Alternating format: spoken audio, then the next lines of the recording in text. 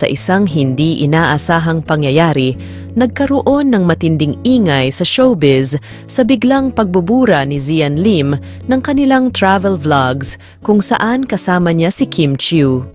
Ito ang naging umpisa ng mga espekulasyon tungkol sa kanilang relasyon na unti-unti nang nagkaroon ng linaw na hiwalay na nga talaga sila. Sa gitna ng kontrobersyang ito, isa sa mga bumukas ng pintuan ng suporta kay Kim Chiu ay ang kanyang co-star na si Paolo Avellino. Tila ba't si Paolo ang nagiging to the rescue ni Kim sa likod ng mga kamera? Sa mga behind the scenes ng shooting, napansin ng mga kasamahan sa industriya ang pagiging maalalahanin ni Paolo Avellino kay Kim Chiu.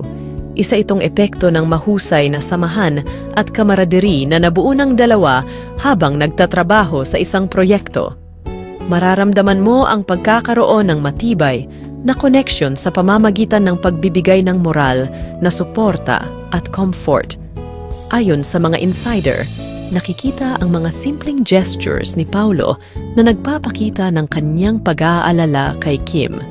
Mula sa pagbibigay ng encouraging words hanggang sa pagbibiro para maging magaan ang loob ni Kim, nakita ng mga staff at co-stars ang pagiging totoo at maalalahanin ni Paolo. Samantalang nananatili sa public eye ang kontrobersya sa pagitan nina Kim Chiu at Zian Lim, mukhang nagsilbing sandalan ni Paolo Avellino si Kim sa likod ng kamera. Ang kanilang samahan ay tila nagiging inspirasyon para sa mga manonood at nagbibigay pag-asa na makakahanap muli si Kim ng kanyang tunay na pag-ibig.